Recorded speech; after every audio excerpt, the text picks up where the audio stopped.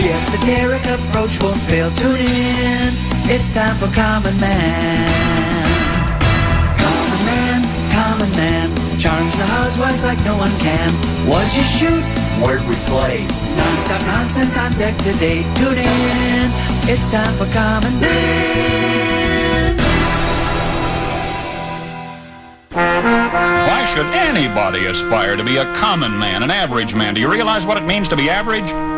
That means you're the best of the lousiest, and the lousiest of the best. Now, if we demand more and more for producing less and less, while the have-not nations encourage and inspire and indeed require hard work and maximum effort, if we deify the common men while they encourage and reward the uncommon ones, well, the end result of such a lopsided race as that is too obvious to require elaboration.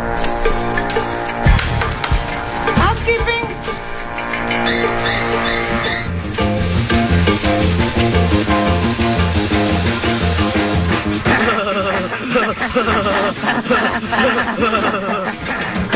Thank you, Amsterdam. Thank you, Warsaw.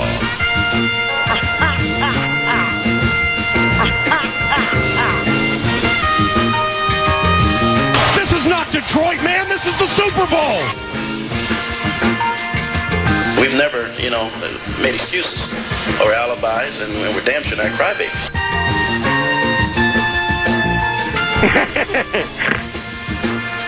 Hey, Mo!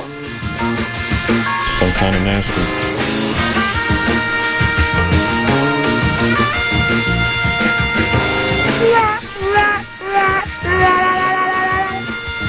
Капризов. Капризов.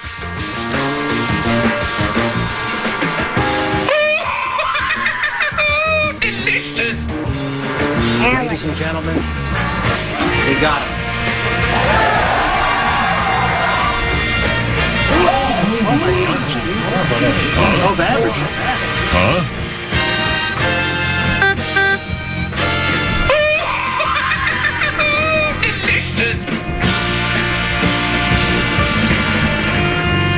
Well, I'm talking to you the way I want to talk to you. You have a problem, turn off your station.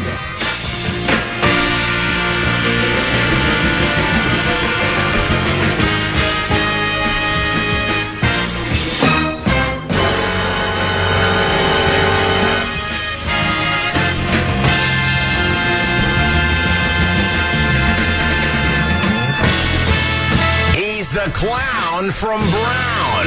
He's the fourth in the North. That might be true, too. This is the common man, Dan Cole. I made a cup of coffee and I left it up by the Keurig. Oh, no. Why? You want me to go get it for you? I think it's by the Keurig. I'm going to go get it for Could you go get it for me? That's the voice of Phil and Fuller for Beach. Man.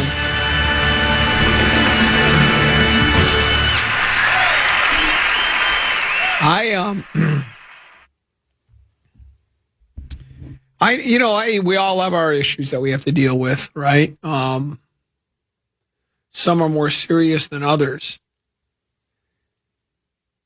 And now, this is, seriously, I'm up on the TV screen. It's the Pat McAfee show. And here's what the cry on a Rikon says. Was it there? Oh, yeah. It says, the best Hall of Fame game of all time. I mean, that's actually a topic.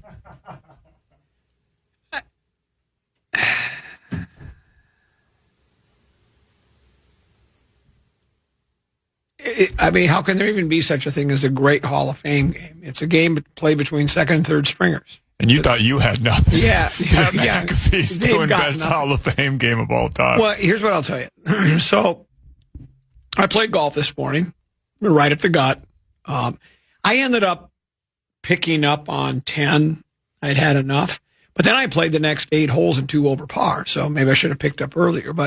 So I'm at Loggers Trail in Stillwater. So it's time to go. Throw the clubs in, get in the car. Then I do this all the day. Do you ever double check to make sure, like when you leave the house, you locked it, or you know you've locked it, but you go back and check again. You ever do that, or aren't you like that? I do it every single day. Okay. Yeah, I'll have just locked it, and I'll still turn the knob just to make sure that it's locked. Sometimes I'll even go back up the stairs because I don't remember. Exactly. Or I do this probably of the 5 days a week that I leave the house to come to work. I bet 3 or 4 of them I'll go, I know I unplugged the coffee pot, but I'm going to go look just to make sure. Yeah. I know I locked the sliding patio door, but I know that the sink isn't dripping, but I have to go look just to double check. Because it feels like that one time you don't, then you didn't do it. Exactly right. So I'm pulling out of the parking lot at Loggers Trail, and I go, I put my clubs in the back of the SUV, didn't I? I didn't leave them on the cart. I open it up. I look, they're there. Get back in the car, take off. Drive down County Road 15. Get onto Highway 36 West. I'm going to go home first and clean up. Drive down Highway 36 West. That's probably a 5-6 mile drive. Get onto the Cloverleaf to get onto westbound, or it would be southbound 494, right? And so I'm coming up the Cloverleaf, and it's kind of busy, and there's an opening between, there's a truck that goes by, and then there's a little opening. I look back, and there's a car coming. So then I'm going to let that car go. Sometimes you step on it, Skip Barber Racing School graduate, right? Right. I weigh 150 pounds, and it's all my right foot. There are old race car drivers, and there are bold race car drivers, but there are no old, bold race car drivers. And you know me, I like to drive it like I ain't got a dime in it, right? But I decided to let this person, and then this person hesitates. And it's kind of like that old, when you ever go to a 4-way stop and then everybody looks at each other, no one wants to go? I always go. Yeah. If you give a split second of hesitation, boom, I go. I'm not going to play that game where we both go and go, yeah, then wave at each other. I don't want to play that game.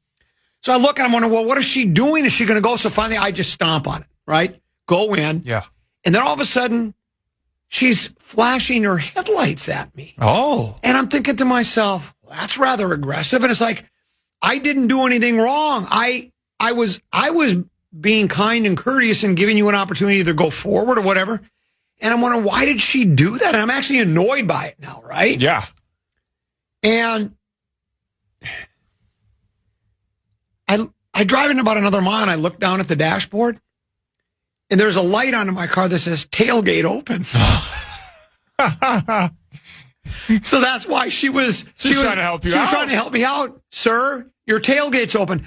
I've driven 15 miles without even realizing that the tailgate on the SUV is open. After going to check to see if the clubs were there. To see if the clubs, I forgot to close the tailgate. Well, see, that really would have did a number on your brain then, because you checked to see if they're there, and then they would have been gone when you checked the next time. Well, yeah. I pulled over then, so now I get off on County 14, right? And I'm just like, I'm a little shook, a little rattled, because I can't, how did I not notice that? How did I not see it? There was no ding, ding, ding, ding. Like when you take off your, when I pull into my cul-de-sac to go home, it's habit. I take the seatbelt off right there. Yeah.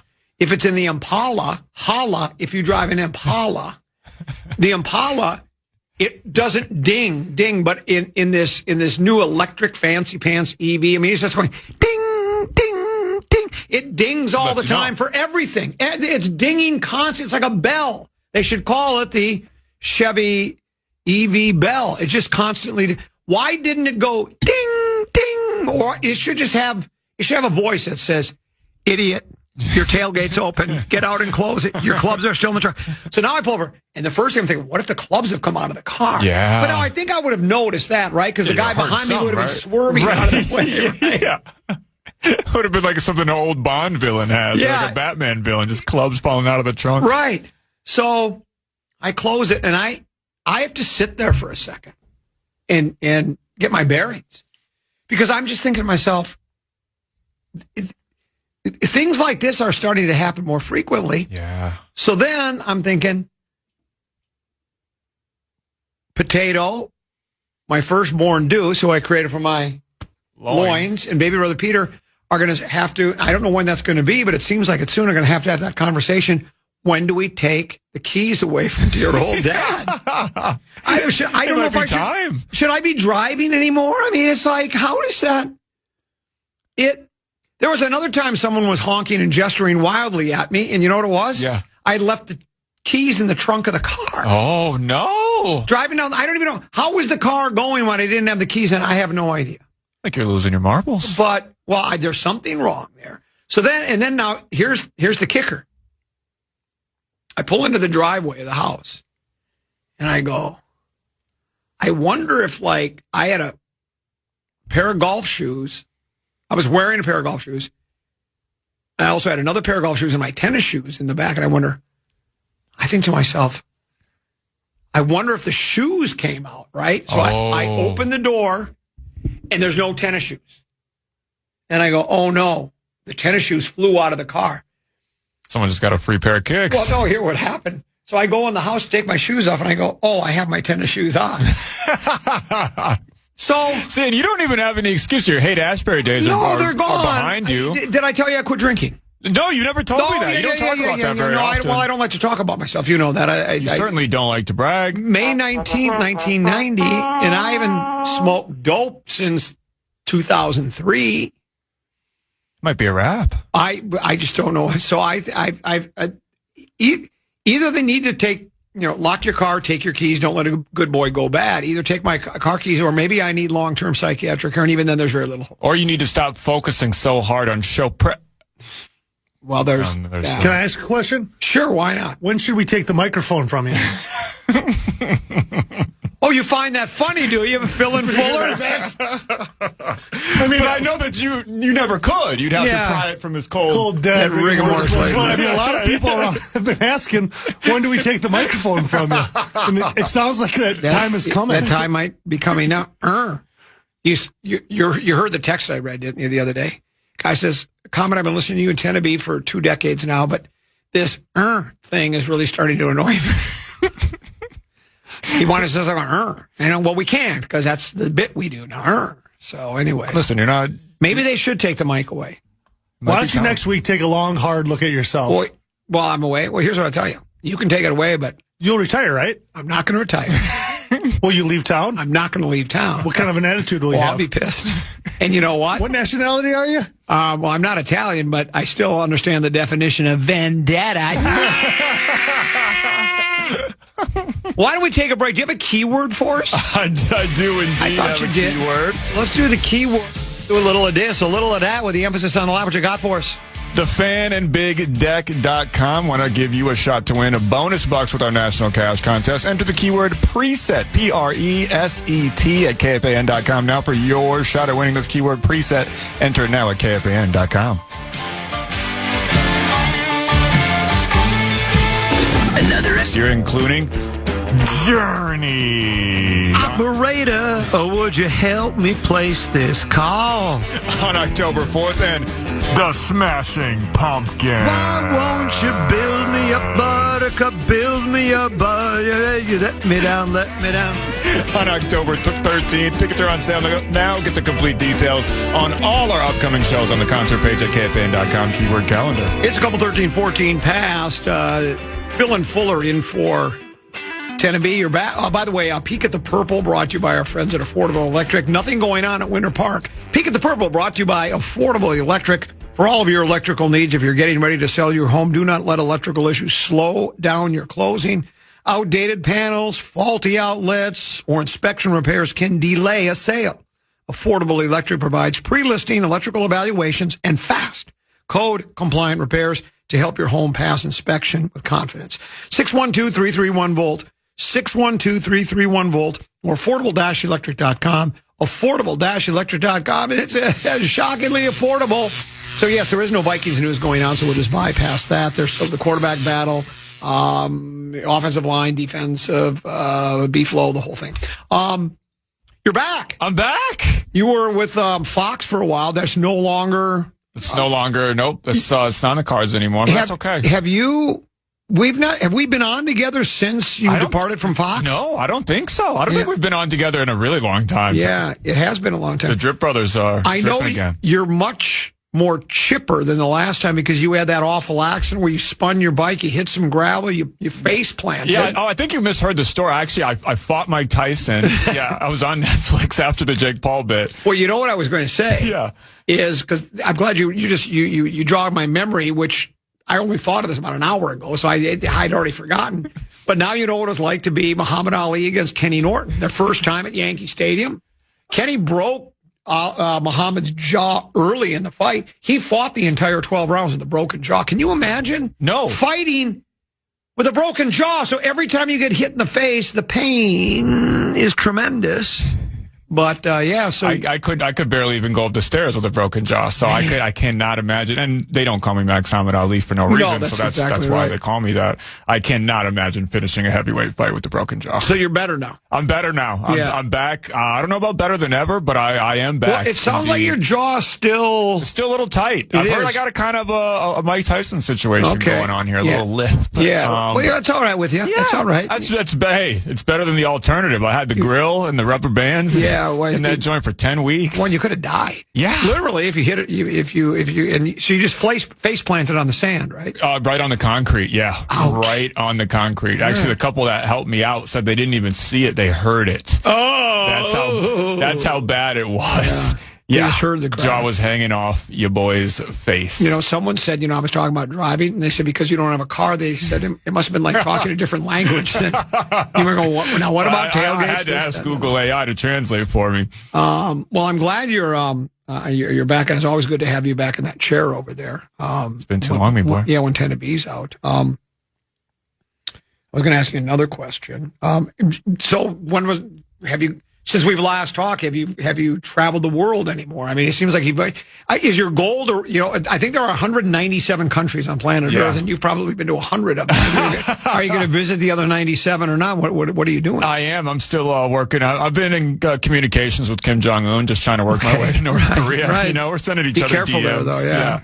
By the way, have you heard that he golfs 18 hole-in-ones every time he goes? Yeah, it's unbelievable. I don't even know why they would even want to go that far. Why do they want to say that? Because no one in their right mind would believe that. I don't even know. Maybe it is just a bit. I don't know. I mean, I believed it. I thought it was. So now we're going to do. We are going to have Program Password. We are going to have Program Password. And A-list guest only. You were able to find Amy Hockert. Amy Hockert of Box 9 fame. Fallness. Kevin Fallness. Always available. Always a plus. Always. And then Brett Blakemore. Brett Blakemore, Triple B, the Cornfield Casanova. Has the Cornfield... See, here, I'll ask people, like, I'll go, hey, first time, they'll go, Common, I've played a half a dozen times, but I've played so many of these. If I can't remember to close my tailgate, how do I remember who's played Program Password? Right. Has Blakemore, I know Fallness and Hockert has Blakemore played? I think he's played at least a couple times. Really? Maybe not a couple 13, 14, but at least a handful of times. Well, because Ryan Carter had played before, and I didn't know he had, and Tennessee acted like, how did you not remember that? Well, then I come to find out I was gone that day, so the only time he ever played was when I wasn't here, so how would I have known he played? And you've played hundreds of games. Well, I barely pay attention when I'm on, much less who else was in when I wasn't here. So I think old Triple B's played a couple times. That's coming up at 1:30. Noel B today, she's out as well, so that's why we have 3 people coming in. So we got that going for us, which is nice. So a couple of things I want to ask you about. Yeah. I saw just one of those, in my news feed. Every once in a while, there'll be a screenshot of somebody's tweet or of a story or a commentary or something like that. And the one today was 2026 NBA offseason rankings. Okay. And it wasn't like, where's the team stand after this? It was just like how they did in their off-season moves, right? Yeah. Oh, don't do this to me. Why does my phone have to do this to me? It's logging you out? No, it just won't let me scroll up. Top 10, the Timberwolves aren't in there. It's 76ers. They feel like they may because they got LeBron. Sure. Followed by the Heat, Hornets, Jazz. No. Grizzlies. At 6, it's Clippers, then the Hawks, the Wizards, the Raptors, and the Oklahoma City Thunder. Ridiculous. And and I don't know other than the LeBron move, I don't know what any of those other teams did because I'm not paying as close attention to the league as I once did, right? Right. But with all the hoopla from the local media here, the basketball community, and the fan base, I thought we had hit a home run. We got LaMelo Ball. Like, I thought, looking at those other than the LeBron, we would be ranked as the best. We had the best offseason ever. We're not even in the top 10. It's ridiculous. Do you think that's ridiculous? I genuinely do think that's ridiculous. So you like the LaMelo Ball edition? I love the LaMelo Ball edition. Really? As a Wolves fan, as a pedestrian, I'm a little scared because he has a tendency to drive fast through the streets. So as a pedestrian that walks the streets, right. I'm a little scared. But overall, I absolutely love the deal, and the Hornets being on there but not the Wolves is absolutely baffling. Not quite sure what the Oklahoma City Thunder did to make the top 10. The Clippers being in there is ridiculous because they're under a federal investigation right now for the Kawhi Leonard's actions. All right. So the Wolves got exactly what they needed, which is a true blue top 3 point guard in this league. Young guy to team up with Anthony Edwards. They're both on the same timeline as elite NBA minds like to say. And they were drafted in the same draft. Yeah. They're the same age. And he's a guy that you could have be one of the cornerstones of your franchise for the next decade plus. So listen, Philly has a right to be there. Jaylen Brown. LeBron they got James. Jaylen Brown too. That's for right. Sure. Yeah. The Miami Heat, you get Giannis, but you kind of gutted the rest of your roster. I think the Wolves should be in a top 3 on the offseason. Yeah, 100%. But, because the power forward situation, we don't have a true. I mean, I think we have power forwards on the roster, but I don't think any of them would. We don't have Randall anymore, and we don't have who else? In Nas, they're both gone. They're both gone. And so now the people I trust tell me that. Yeah, we could mix and match there a little bit. McDaniel can play a little bit of power forward, and then maybe who's not Dillingham? He's gone. Who's the other guy? Or young guy? Oh, Io? Shannon. No. Terrence Shannon Jr. Terrence Shannon might be able to play a little bit there. And then we have another 10-year veteran. Remind me of that cat. There's Josh Green. There's Lyles. That's the guy I think I'm thinking of. Well, but again, I think we were hoping to hit the mother load and get LeBron because that would have covered the power forward because he's still playing at a pretty high level, right? Yeah. But so you make that one move, but if you don't compliment, and it's still early, I guess we could make another move. But they're judging on what we've done now. Is that one getting LaMelo enough to make them a top 3 when we don't have a power forward that we can trust? Yeah, but I mean, neither did the San Antonio Spurs. They didn't really have a true blue power forward. They made it all the way to the NBA Finals. Yeah, but the fan has learned that Rudy Gobert is not Victor Wembanyama. Well, and then they've got, the 3 young guys. They got Castle, who was Rookie of the Year, right? And then they have who are the other 2? They got Castle. They have Vassell. They have what's the other guy's name? That he was. They've got those 3 guys that almost are interchangeable. They're all really good. So they maybe they don't need a real power forward. My point is, it looks to me like, and again, it's early, and there is conversations that it's possible Béranger can play some power forward. Matter of fact, they've talked about he will get some work at power forward. Yeah, and he did during the NBA Summer League as well. Yeah. Well, we'll see. But I was kind of surprised, and it sounds like you are as well, not to see them in the top 10. And I'm only going by because, like I say, here in this town, the basketball community, the guys that really follow hoops, they're falling over themselves to compliment the Wolves and how much it's done for the club, and maybe it will. Maybe it'll end up being a great move, but that's why I said, well, it must be great. But then somewhere else, other people around don't think it's quite a big a deal as they thought. But let's do this. Let's take a break. We'll come back. We got more to get to. Did you put together a 5-3-4? I did, indeed. I figured you would, so we'll do that at the top of the hour. I got a couple of other times. Twins last night. That was a big win. It's fun to have baseball. Is kind of it's mildly relevant here in the Twin Cities. We'll talk about that and other topics as well here on the Common Man program on The Fan. The Common Man. To all the Vikings fans out there hoping to catch some action at training camp today. Due to weather in the area, gates for today's Vikings training camp will now open at 1 p.m. 1 p.m., gates open. TCO Performance Center, the new Winter Park. Hope to see you there. Well, I won't be there. Where I will be. This is how big the Common Man brand has become. Just so you know, Max. There was a time back in the mid to late 90s, I used to host the Moniker Open. I'd take the whole day off. We would have a scramble golf tournament. Course would change from year to year. Hundreds of members of the Commonwealth would show up. You had to have a moniker to play. And it was pretty loosey-goosey. You know, you could wear T-shirts and cut off. We didn't care, right? You know, you play naked if you wanted. It didn't make no never mind to us. Then I got to the point where we've just sold the naming rights now. It's like, you know, it's like right now Chamonix, shut my knee. Chamonix Golf Course is hosting the Moniker. I bet this is 10 years now they've had it. And I'm going to still be there. You don't even have to show up. Well, no, I'm going to be there. I will, but they're starting their shotgun at 1:00. I'll get there about 4. Then I just drive around in the cart and hit knockdown, punch, cut, fade, draw, slap people on the back, verbally and physically. We have a great time. Have a little something after, pass out awards, then go home. So I'm going to be at Chamonix a little bit later today for the Moniker Open. Must be nice being the Common Man. It's a pretty good gig. You just get to basically play the role of the Fonz today. Yeah, I do. Hit the old jukebox, say, hey. You are correct, me boy. Play the hits. So that's how that's how we roll, as we like to say. Well, we were talking basketball. May as well continue that. I saw this headline, Fish Wrap Factory West Side. Cheryl Reeve doesn't sugarcoat Lynx defense. Every player at every position was terrible.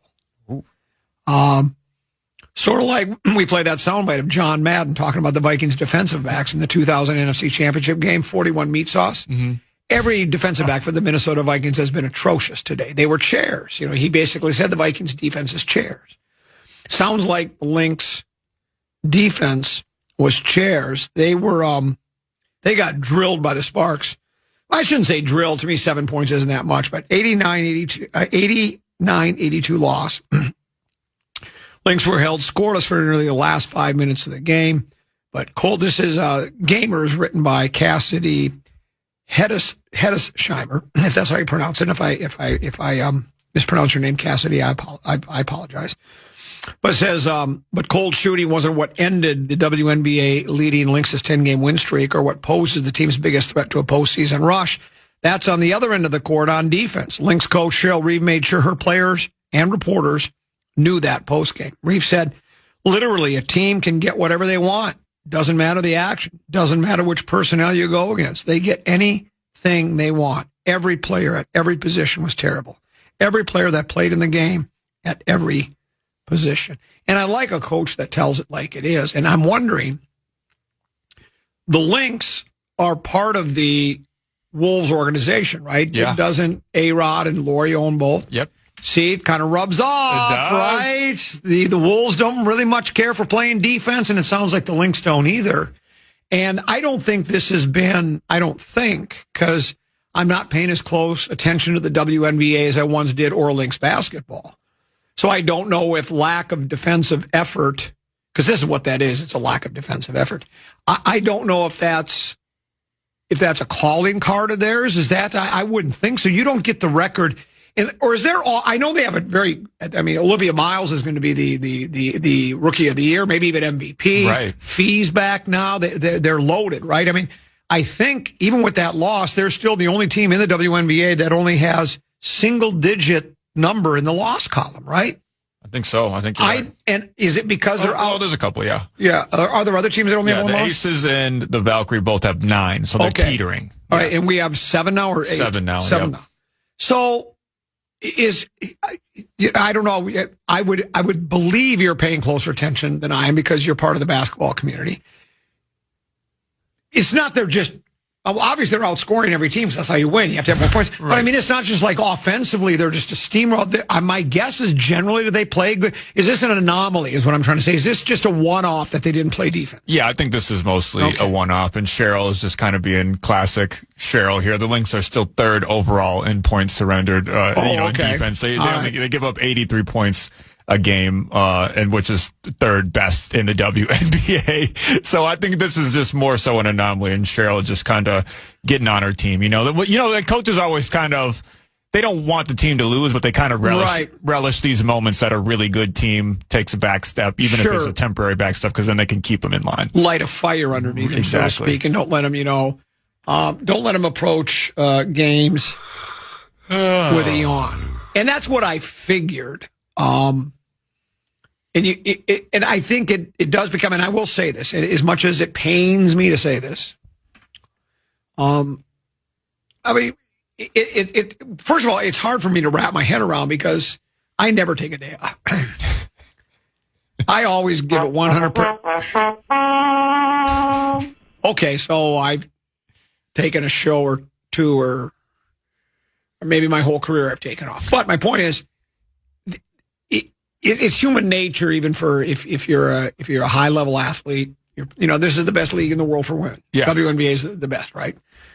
To sometimes maybe, long season, it's not working well today, and, I just didn't do it. So I hope that's all this is. Especially against a 12-win team 11-win team going into last night's game. So you see a bunch of sleds, and you're like, all right, let's go. Well, and we see that does happen in the WNBA or the NBA. I do really feel like there are teams they're superior to the other opponent. If they play 10 times, they're going to win 9 out of 10.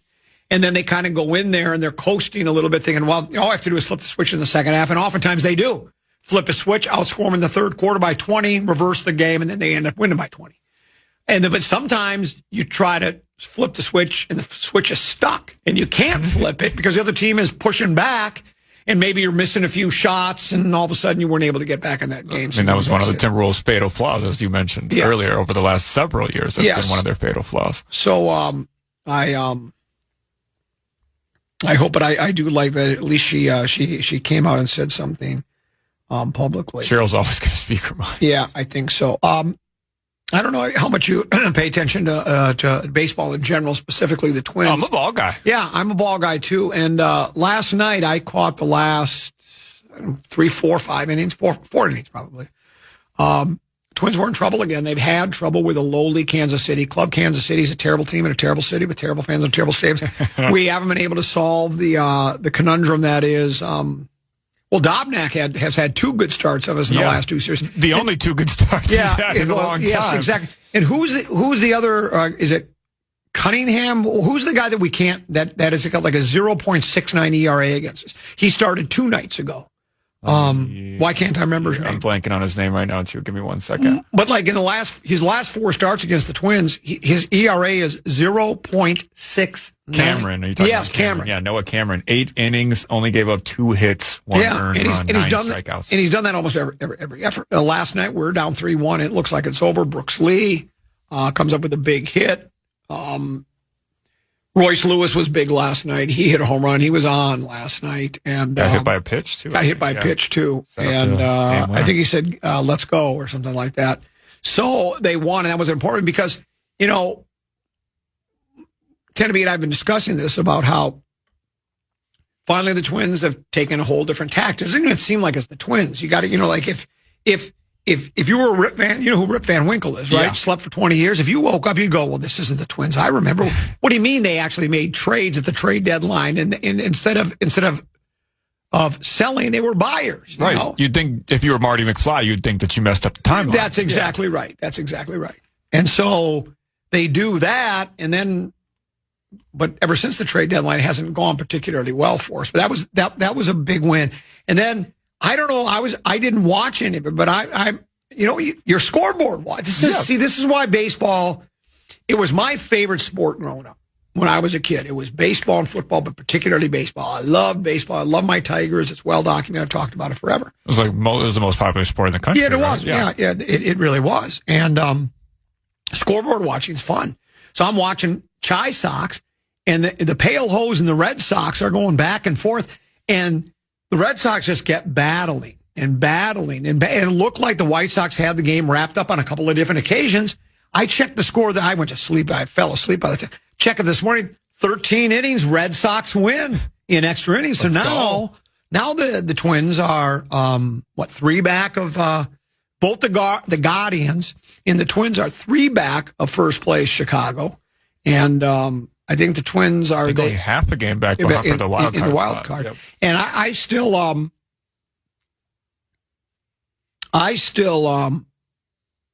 have my sights. I always set my sights higher than a wild card. I mean, I'll take it if that's all we can get. Yeah. But I'm not ready to just, surrender the division crown to the White Sox. It's only 3 games. Still a lot of ball we left win our next one, they lose that, we're right there. Right. And plus, can you look ahead at the Twins schedule? I think it's September. Yeah. I think we have not 1 but 2 series with the White Sox.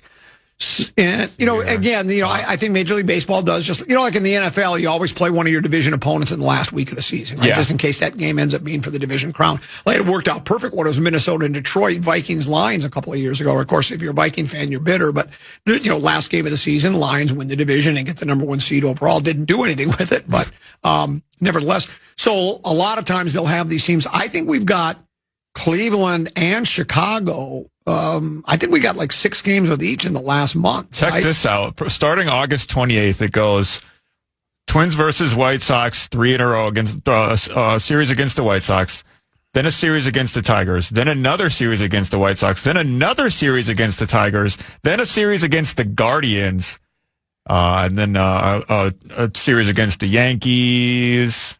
Yeah, so that kind of does it. After that Guardians series in the middle of September, and that's it for divisional play, but then it's Yankees, Angels, Giants, and Rangers from there on out.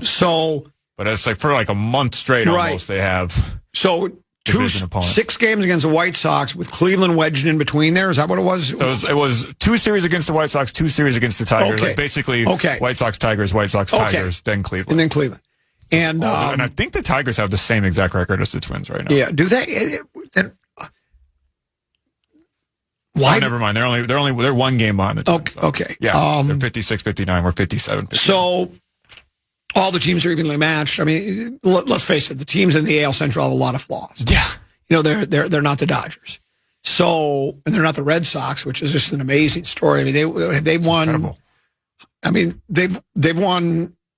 They won 10. How many in a row until last night? No, they did win last night. They beat the White Sox. 9-1 in their last 10. And they had was it a 15 or 16 game winning streak? I mean, they were just rubble in the AL East. But how bad did they start the season? Because they've been this good. Yeah, and they're still 5 games back of Tampa Bay. Yeah, and the Yankees went into a tailspin as well. But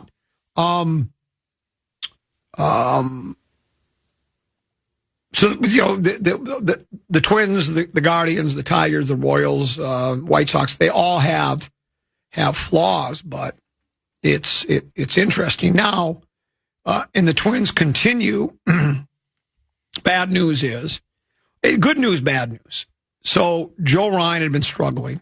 He'd been, from being an all-star, he had 3 or 4 bad outings in a row. I mean, his velocity's down, and it was an injury. 17. He's allowed 17 runs in his last 15 and a third innings. Yeah, I mean that's not big league pitching. That's not even minor league pitching. That's I don't know what you would call it.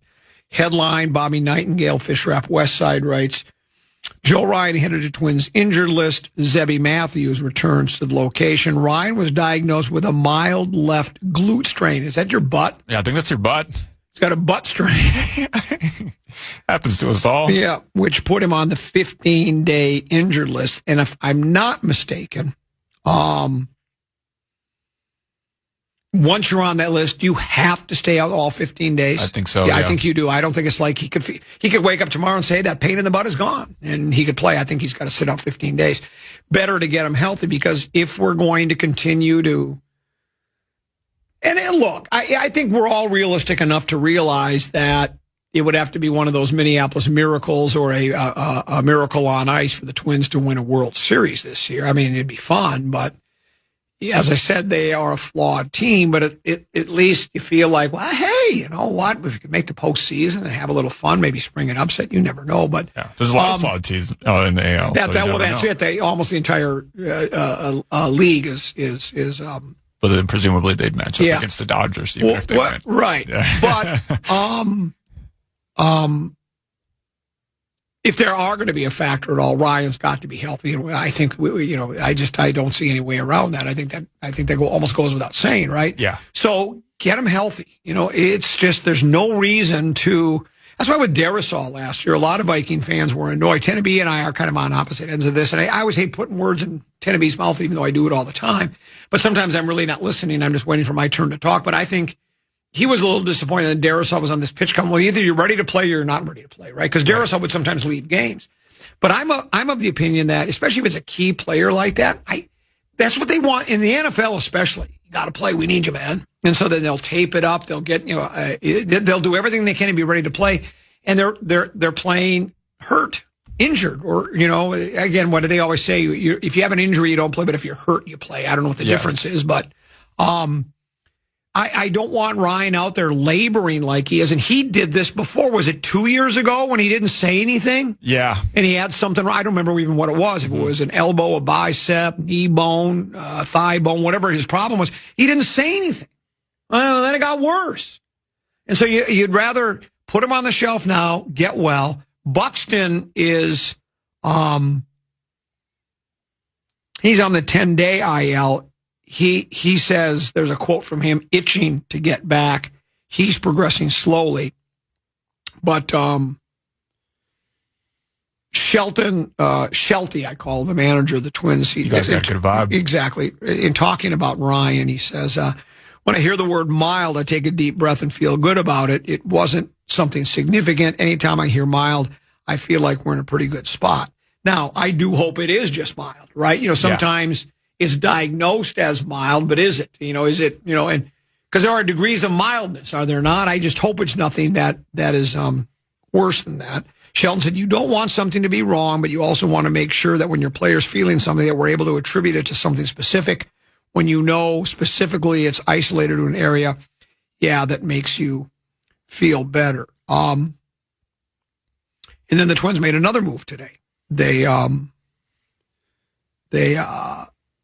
promoted Kalen Culpepper, who is they need, if you've been watching the offense, despite the fact, this is what's crazy, and maybe a lot of it has to do with Buxton's not in the lineup right now, but their offense at one point, their productivity was it 5th in the American League or 5th overall in Major League Baseball? I think it was overall, because for most of the season, at least the last several months, they've been leading the American League in runs scored. And then now all of a sudden it says, Twins call up prospect Kalen Culpepper to boost offensive production at shortstop, and that's where they do need it.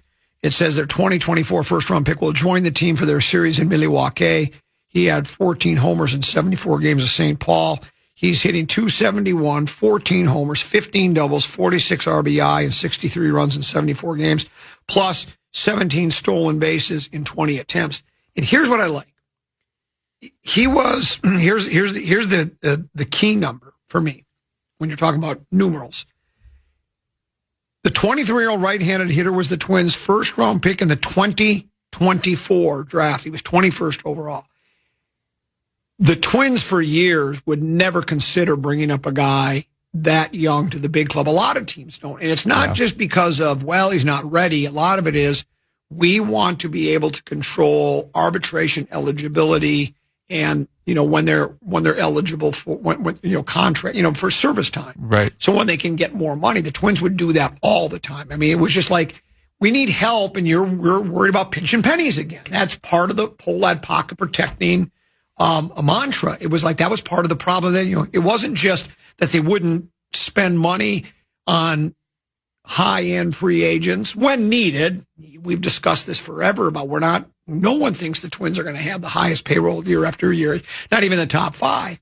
But when you think your team's doing, that's why people got so annoyed the last time when they finally won they won the division, they won a playoff series, snapping the 0 for 18, and then Joe Pohlad says, we got to right-size the payroll. People are like, what are you talking? This is when you're supposed to, it's the age of Aquarius. Moon's in the 7th house. Jupiter's aligned with Mars. Let's go for it.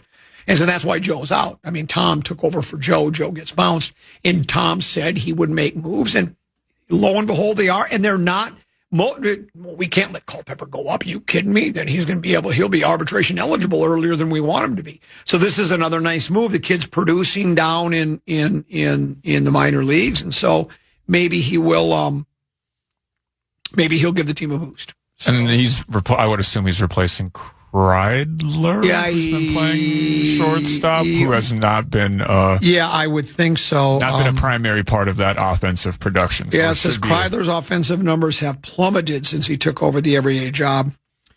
163 that's his average, with a 4.43 ops in his last 28 games. And again, what are ops? Does that mean how many times he's been operated on? What are ops again? I actually don't. I was hoping that you knew. No, it's those. Baseball people are nerds. On base plus slugging. Okay. That measures a hitter's overall ability to both get on base and hit for power. Okay. Tristan Gray recently returned to the big leagues as a below-average defender at shortstop and has 3 hits in the last 28 major league at-bats. So, should be an upgrade to both of those guys for sure. And I'd like to know Kreidler's and Gray's story as far as, when I say know their story, I mean, how young are they? Where were they drafted? And as you look for that, here's my point, is, there was talk about Larnach was about to be traded. Yeah. I mean, they cut a deal with Houston. They were agreed to, and then the Houston owner stepped in at the last second, 11th hour, and said no, which I was delighted with because, as I've said a couple of times now, Larnach's half the reason you're in the position you are because he's been one of our best hitters. Yeah, he's been awesome career year. He's the leadoff guy against Rays. And I don't know, and I understand you got to give something to get something, but to me, that's taking 1 step forward and 2 steps back. And we allegedly have a glut of left-handed power-hitting corner outfielders. Really, of course we do. And that's why I ask about Gray and Kreidler. Were these young prospects that, boy, these guys are going to be great? Because that's what we always hear from baseball people. You hear it in all sports. You draft somebody and you say, this kid's got a great chance to be a great player. Our farm system is just flush with great players. Well, then you see where Tristan Gray, he's a below-average defender, only has 3 hits in his last 28 major league at-bats. Kreidler's cooled off. And it could be just, baseball's like that. You go through hot stretches, cold stretches. Do you have anything on Kreidler or Gray? Are they Yeah, I got Gray right. Tristan Gray right here is drafted by the Pittsburgh Pirates in 2017 in the what Wikipedia says is the 13th round of the MLB all right, draft. So then we have a guy that he wasn't one of those highly touted prospects if you were drafted back then, and that's a long time ago. So he doesn't fit the bill. Yeah, no, and he's. I wanted to rip the Twins. I don't know why. 30 years old. He's bounced around. He was with the Rays, the Marlins, the A's. What about the Kreidler kid? Kreidler is 28. Oh, he's another guy. He's another guy, yeah. He was drafted by the Tigers in the 4th round overall in 2019. All right, so there you go. Yeah. So not every guy's this prospect that we get this, but because that's my concern sometimes is that we're so convinced the guys that are in the funnel that we're going to have come up really don't end up panning out anyways, and then all of a sudden, Larnach goes on. Let's say Larnach goes on to have a great career. Right. He finally figured it out, and he's not hitting with the power you wanted for a corner outfielder, but he's having a great career somewhere else. We drafted him. We're the ones that cultivated him. Then we trade him to get a reliever, and I'd rather trade one of the guys that isn't helping you right now because we need Larnach now. But anyway, so change at shortstop. Culpepper coming up. Joe Ryan will go on the 15-day IL. Buxton about to come back. And it should be coming back soon. And then Zebby Matthews is back up. Let's take a break. We'll come back 5:34, top of the hour. What you got? Yes, sir. Well, we'll stick with the baseball subject. We'll take a different angle on it. And there's a new highest paid running back in the NFL. I want to hear Common's thoughts on it. The Common Man. Don't take anything I say on this show literally.